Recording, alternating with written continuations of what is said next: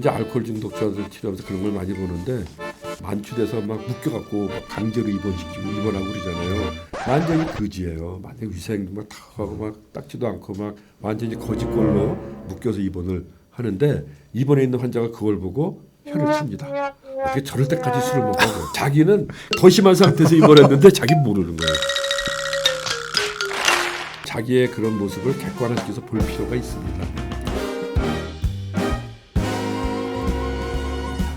네, 안녕하세요. 서울대학교 의과대학 법의학 교실의 유성호입니다.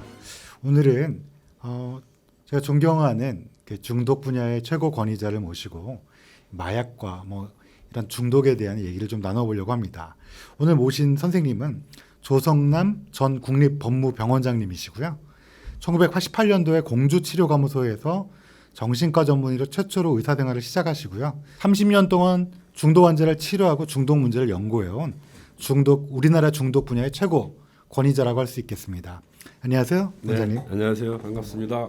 안녕하세요. 네, 제가 예전에 네. 작년인가요? 저희 대한법의학회에서 네, 법의학 학술대 할 때. 네, 제가 네. 원장님을 뵙고 그때 굉장히 재밌게 들었고 또 예. 이게 얼마나 또 중요한 문제인가를 인식하게 됐고요. 또 그래서 오늘 원장님을 모시고 얘기하게 된 게 좀 굉장히 기쁘고 또 많은 분들에게 도움이 될 거라고 생각됩니다. 네. 우선 마약 언론에서는 굉장히 많이 나오잖아요. 네, 네. 마약이 얼마나 심해졌나요? 사실 이제 마약 하지만은 마약만 있는 게 아니고요. 우리는 그렇죠. 보통 마약류라 그래서 마약 또 향정성 의약품, 대마 이거를 다 묶어 가지고 이제 마약류라고 해서 우리나라에는 그 마약류 관리에 관한 법률이 있어서 이걸 관리를 하고 있습니다. 네. 근데 마약 사범 검거되는 마약 사범 숫자가 있잖아요. 이게 마약 사범 지수가 있어서 인구 10만 명당 마약 사범이 얼마냐? 근데 이거 20이 넘어가면은 마약의 안전지대를 넘어갔다. 우리나라는 통제가 필요한 국가로 인정이 돼요. 우리나라는 인구가 5천만이라 그러면은 마약 사범이 10,000명이 넘어가면 이미 20이 넘어서 그렇네요. 이제 안전지대를 벗어나서 위험한 국가가 되는데 1999년에 이미 10,000명이 넘었습니다. 그럼 우리나라는 마약 청정 국가라고 흔히들 알고 있는데 꼭 그렇지는 아니죠. 않네요. 벌써 24년 전에 5년 전에 네. 이미 안전지대를 넘어섰어요. 근데 마약 사범 숫자가 이제 10,000명 왔다 갔다 하다 보니까 국가에서 별로 관심을 안 가졌다. 최근에 이제 15,000명 넘어가고 막 20,000명 넘어가니까 이제 10만 명당. 네네. 네. 그래서 이제 우리나라도 급격히 증가하니까 이게 대책을 마련해야 되겠다. 그래서 대통령께서도 마약과의 전쟁을 선포하게 이르는 거죠.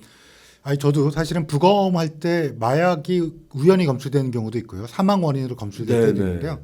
제가 한 10년 전쯤에 이태원에서 이제 놀다 들어와서 자다가 죽은 여자 대학생을 그때 이제 이 나왔거든요. 네. 그래서 참 우리나라에도 이런 게 있구나라고 했는데 요즘 너무 많이 부검이 나와요. 네. 이제는 굉장히 확산이 많이 돼서 더군다나 옛날에는 그 40대가 주로 했거든요. 마약이라는 그렇죠. 것도 우리나라는 주로 필로폰, 소위 이라 그러는 메삼페타민이 주였는데 이제 유학생들도 많아지고 젊은 아이들이 많죠. 네네. 또 우리나라 유학 온 학생들이 한 30만 명 가까이 돼요. 네. 현재 또 우리나라 학생들이 또 외국으로 유학 가고 그러니까 외국에는 이렇게 접하기 쉬운 그런 상황이 돼서 그런 데서 접하고 온 사람들이 이제 어렵게 생각을 안 하고 하는 경우가 많아지고 특히 젊은 층 사이에서 폭발적으로 늘어나고 있어요. 그런 것 같습니다. 그래서 그리고 무섭습니다.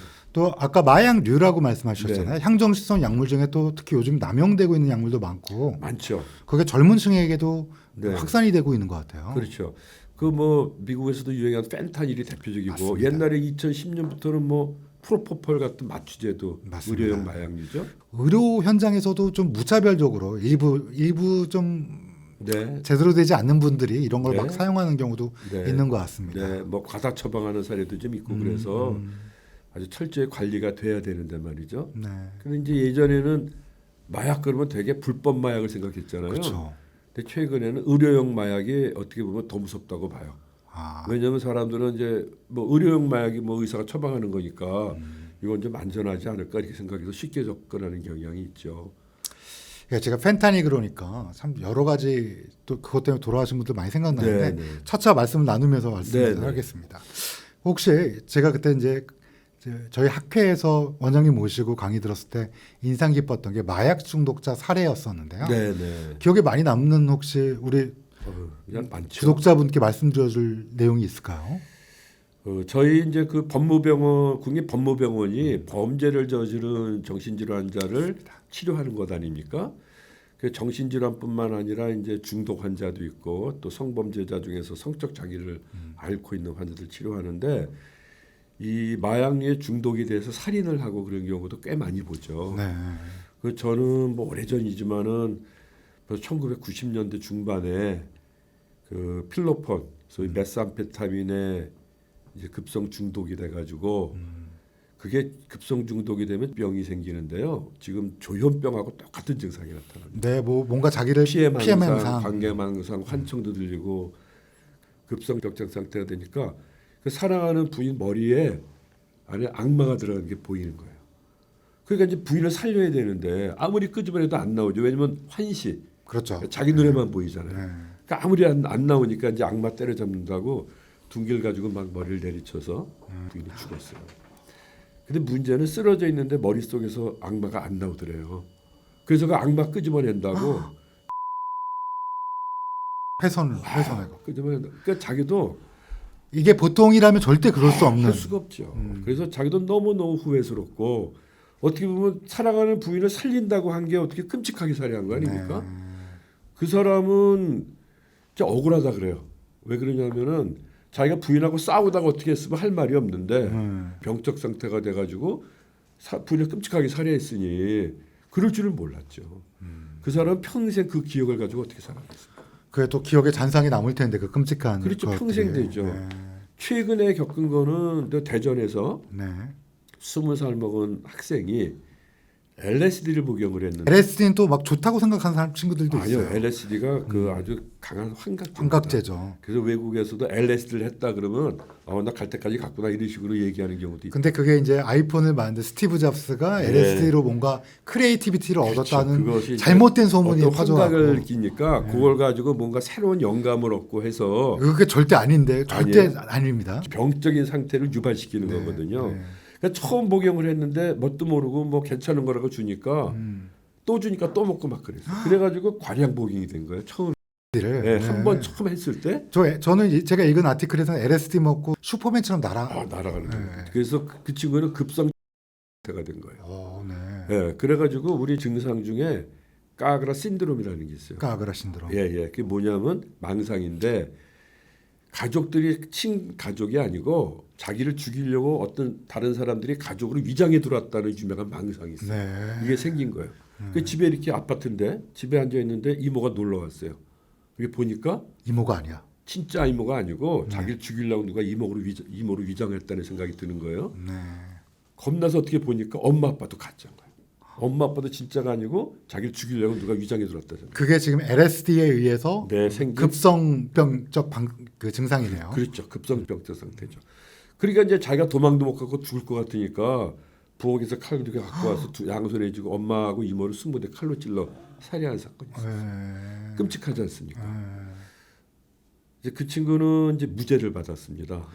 심신상실을 인정받아. 심신상실로 정신병적 상태 휩싸여가지고 현실 판단력을 잃은 상태에서 해서 그래서 치료 감호를 선고받은 거예요. 그래서 저희 병원에서 5년 동안 치료를 했죠. 죄책감 어떻게 해요? 그러니까 이제 25살 됐는데 그것도 뭐 두 사람이나 가족을 살해했으니까. 근데 걔는 모범생이었어요.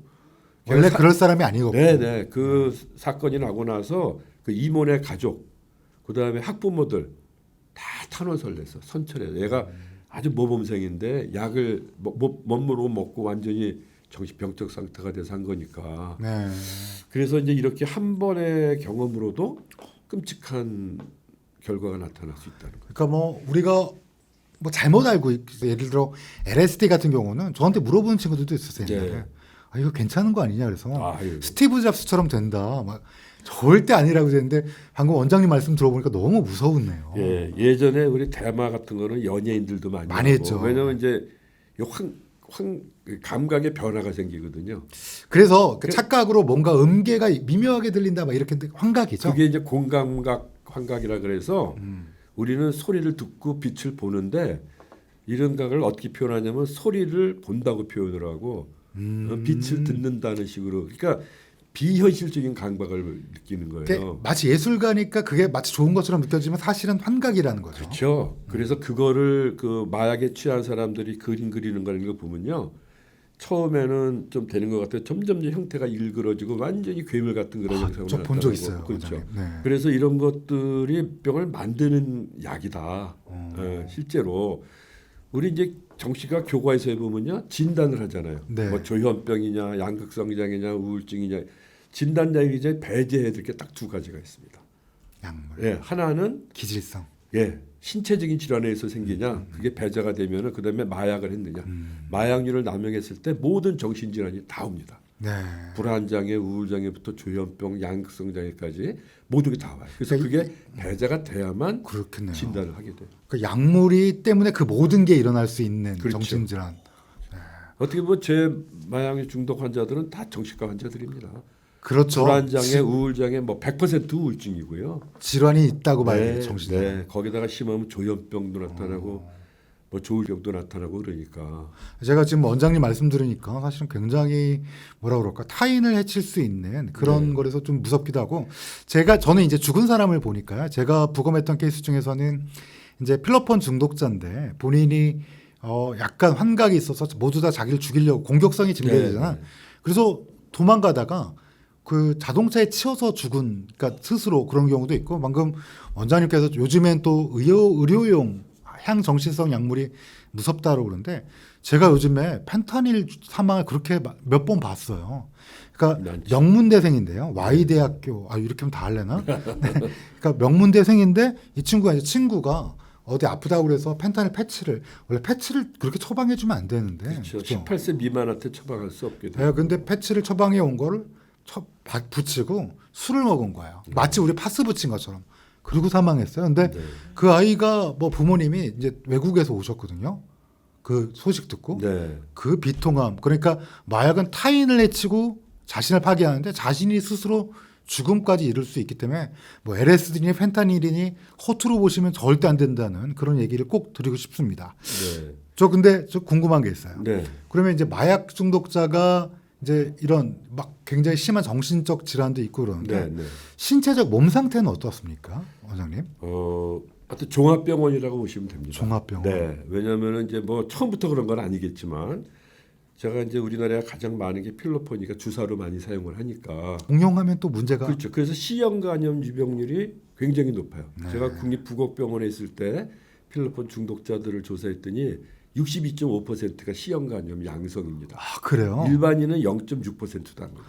아니, 사실 C형 간염이 최근에는 이제 약물이 개발돼 갖고 근데 비싸죠. 약물을 그래서 써서 치료제가 있지만 엄청 비싸지만 예전에는 치료제가 없어서 치료제가 그게 뭐 없었죠. 사망까지 이른 경우가 많았잖아요. 그래서 항암 치료했지 않습니까? 그렇습니다. 인터페론 갖고 뭐 6개월씩 1년씩 치료했습니다. 6개월 1년 치료했죠. 네, 하루 한 번 그 치료 받으면 뭐 며칠을 꼼짝도 못할 정도로 이게 다 힘들어요. 줄어듭죠. 네.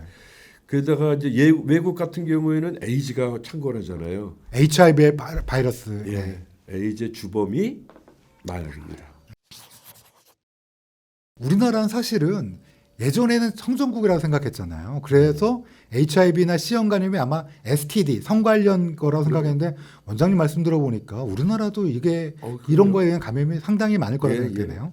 그 마약하는 사람 중에서 그 에이즈에 걸린 사람들이 꽤 있고요. 일반인에서는 잘 많이 안 보지만 저는 많이 봐요. 네. 그렇고 그게 이제 뭐 만성 질환을 일으키니까 제 환자는 이빨 있는 사람이 없습니다. 다 빠지죠. 예. 또 위생 관념이 좀 떨어지게 되죠. 그리고 이제 뭐 그게 이제 뭐 우리 임플란트 하면 되잖아요. 뭐 기술이 좋으니까 못 해요. 왜냐면 돈도 없고 돈도 없고. 다 망해가지고. 일단 금전적으로 너무 낭비를 하게 되는 거죠. 제 환자들은 뭐 굉장히 떵떵거리고 잘 살았던 사람들이 많아요. 다 알거지예요 지금. 몇백억 부자도 지금 생활보호 대상자로 살고 있고. 그 야금야금 다 해서 이제 그게 무슨 약값으로 나가는 게 아니라 이게 이제 약에 취하면 일을 못 하잖아요. 젊은 친구들은 그래요. 뭐 주중에 열심히 하고 주말에 살짝 놀면 돼 그러는데 처음엔 되는 것 같지만 이게 생활이 점점점 불규칙해지고 뭐 주중에도 하게 되고 점점 늘어나니까 나 일 못합니다. 뭐 자영업 다 망하고요. 뭐 회사 크게 다 말아먹고 사업하던 것도 다 다 망하고. 말죠. 뭐 짜게 취해서 올바른 판단 못하고 뭐 잘못된 판단 또 사기당하고 뭐 다 망해요. 예외가 없습니다. 제가 또 궁금한 게 그때 원장님께서 저희 학회에 오셔서 네. 보여주셨던 사진 중에 MRI 사진이랑 왜 네네. 대뇌 사진이 있었잖아요. 네네. 그거 좀 시청자 아니 구독자들께 말씀드려주시면 좋을 것 같아요. 그 우리는 뭐 마약을 남용하면은 뭐 기분이 좋아진다. 그렇죠. 그러는데 일시적으로 좋아질 수 있어요. 왜냐하면 뇌 보상 회로가 있으니까 거기에 도파민이 높아지면 기분이 좋아지거든요. 그래서 우리가 일상에 느끼는 즐거움이나 기쁨이나 쾌감이나 뭐 행복이나 보람 이런 걸 느끼게 해주는 데예요. 그렇죠. 근데 마약류는 거기에 도파민을 과도하게 높이는 작용을 합니다. 흡수를 못하게 한다거나 아니면 가짜 도파민 역할을 그렇죠. 하거나. 뭐 재흡수되는 걸 막는다든가. 그러니까 도파민이 나왔다가 원래 재흡수되고 또 우리가 불러 일으켜야지 나오는 거죠. 네네네. 근데 그걸 아예 그게 이제 일시적으로는 과도하게 활성화가 되는데 문제는 그 보상회로 자체를 파괴시키는 거예요. 원래 정상적으로는 내가 어떤 일을 함으로써 또는 어떤 운동을 함으로써 느끼는 도파민이 이렇게 보상이 꾸준히 이렇게 와야 되는데 그게 네. 없어지는 건가요? 그렇죠. 그래서 우리는 마약을 하면 기분이 좋아져서 좋은 거라 그러는데 순간적으로는 좋은 것 같은데 이 보상회로는 뭐예요? 평생 기분 좋게 만들어주는 것 아닙니까? 계속 하이한 상태로. 예, 그게 이제 반복되면 그게 파괴가 돼요. 그래서 우리 사진 찍어 보면은 그 림빅 시스템의 변형계가 파괴되는데 거기에 보상회로가 있거든요. 그렇죠. 변연계라고 뇌에 이런 어떤 이게 원초적으로 좀 우리를 기쁘게 해주는 그렇죠. 것이죠. 네. 그게 뭐냐면은 뭐 생존과 관련이 있는 거거든요. 맞습니다. 우리는 즐거운 마음이 들어야 어떤 행동을 반복할 거 아닙니까? 그래야 살 수 있는 거니까. 그렇죠. 저는 그래요. 살맛 나게 만들어주는 곳인데 그게 파괴되니까 오랫동안 약물을 남용한 사람은 살 맛이 안 나죠. 원장님 급 질문이 있는데 네. 그럼 그렇게 림빅 시스템을 천연적으로 이렇게 자연스럽게 즐겁게 해줄 수 있는 일은 뭐가 있나요? 긍정적 중독이란 것도 있지 않습니까? 긍정적 중독. 그렇죠. 우리가 이제 뭐 좋은 것 중에 좋은 부정적인 중독이죠. 것만이 아니고 아무리 좋은 것도 과하면은 안 되는 거예요. 예, 그러니까 적절하게 즐길 수 있는 그 건강한 그런 운동이라든가 운동. 이런 건강한 모습들이 있지 않습니까? 근데 결국에는 뭐냐면 그것도 노력에 의해서 얻어지는 거죠. 그래야지 그게 보상 진정한 조치. 행복이지. 근데 쉽게 빨리 뭔가를 얻으려고 하는 게 바로 중독의 원인이 되는 겁니다. 그래서 뭐 힘 안 들이고 금전적으로 조금 갖고서 그냥 더 큰 쾌감을 보려고 그런 것들을 하는데 결국에는 소탐 대신을 하는 거예요.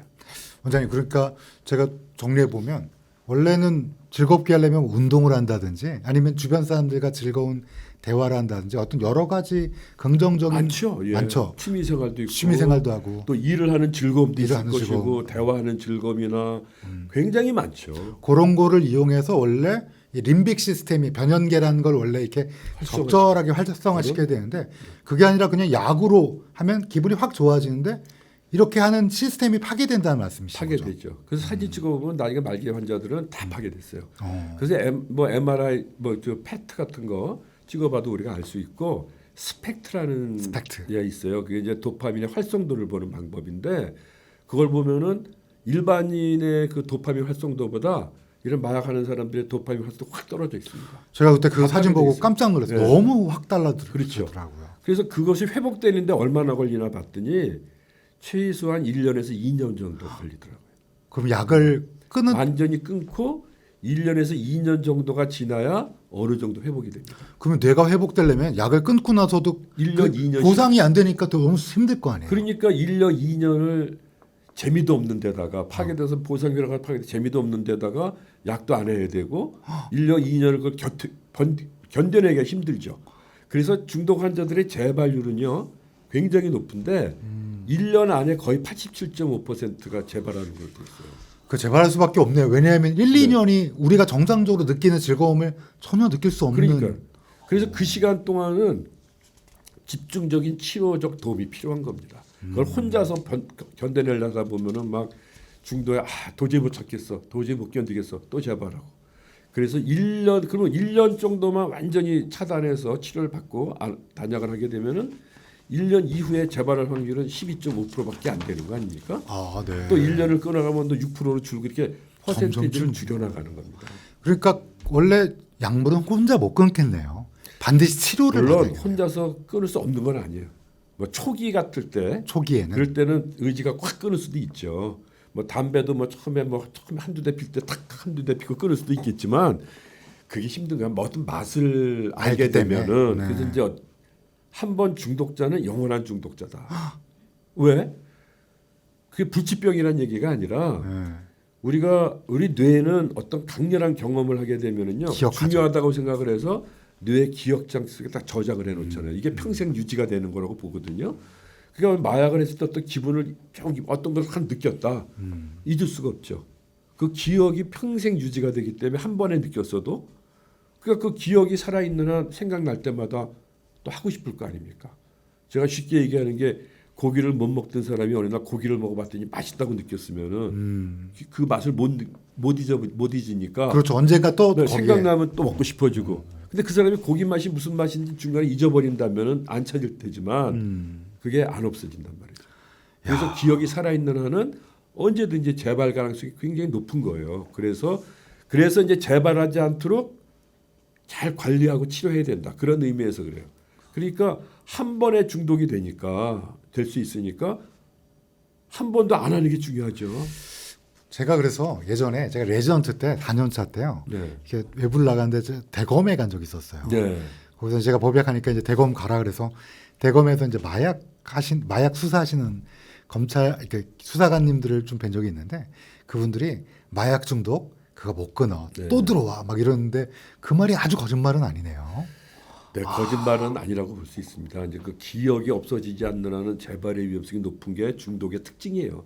뭐 도박 중독, 게임 중독 다 똑같습니다. 알코올 중독인 거다. 그래도 치료를 받으면 희망이 있다는 말씀은 당연히 당연하죠. 그 불치병이란 게 아니라 치료하면 다 좋아집니다. 도와지는데 네. 그만큼 어려우니까. 예, 우리 이제 당뇨병 같은 거를 만성 질환이라 그러잖아요. 그렇죠. 완치란 개념을 안 쓰죠.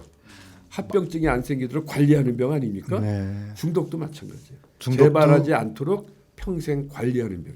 저희 학교에서 와서 말씀해 주신 이거는 고혈압증이나 제2형 당뇨병처럼 그렇죠. 꾸준히 관리할 수밖에 없다. 한 번 네, 시작. 네. 뭐 아예 시작을 안 하는 게 제일 중요하겠네. 정말로. 그렇죠.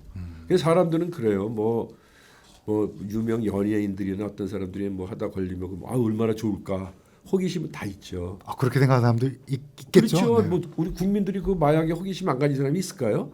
근데 대부분은 안 하죠. 아니, 저는 하면 죽을 수도 있다는. 제가 법약하니까 그렇게 생각합니다. 아니요. 이제 일반 국민들이 어. 그렇게 좋다 하더라도 불법이니까 그 마약이라 그러니까 그건 안 해야지 이런 생각을 갖죠. 근데 그럼에도 불구하고 야 뭐 한 번만 하는데 어때?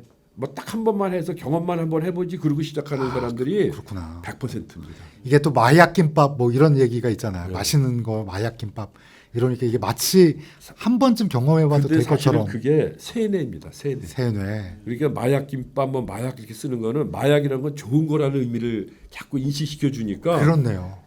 경계심을 안 가지게 되는 거예요. 마약 그럼 좋은 거 아니야. 그러니까 뭐 한번 해봐 이렇게 되는 거예요. 그것도 위험하다고 봅니다. 그것도 사실 피해야겠네요, 저희가. 네네 은연중에 세뇌가 되는 거예요. 제가- 가스라이팅 나가는 겁니다. 가스라이팅.